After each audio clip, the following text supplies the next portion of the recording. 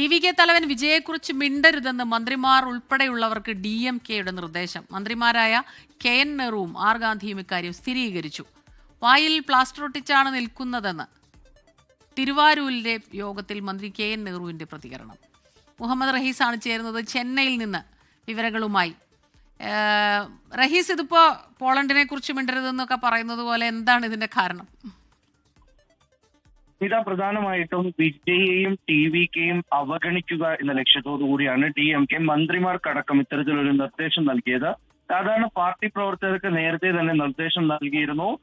വിജയിയെ ട്രോളുന്ന തരത്തിൽ അല്ലെങ്കിൽ വിജയ്ക്ക് കൂടുതൽ ശ്രദ്ധ കിട്ടുന്ന തരത്തിലേക്ക് സമൂഹ മാധ്യമങ്ങളിലടക്കം ഇടപെടൽ നടത്തരുത്, അദ്ദേഹത്തിനെ ആക്രമിക്കാനായാലും അല്ലെങ്കിൽ മറ്റൊരു തരത്തിൽ അപഹസിക്കാനോ നിൽക്കരുത് എന്ന്.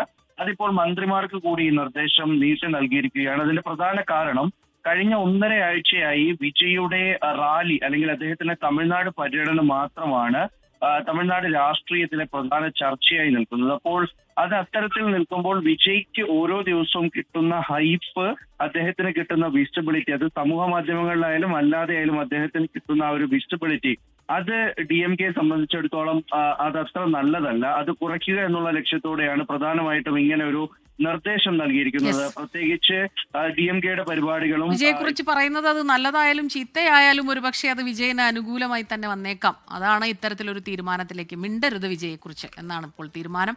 മുഹമ്മദ് റഹീസാണ് ചെന്നൈയിൽ നിന്ന് വിവരങ്ങളുമായി ചേർന്നത്.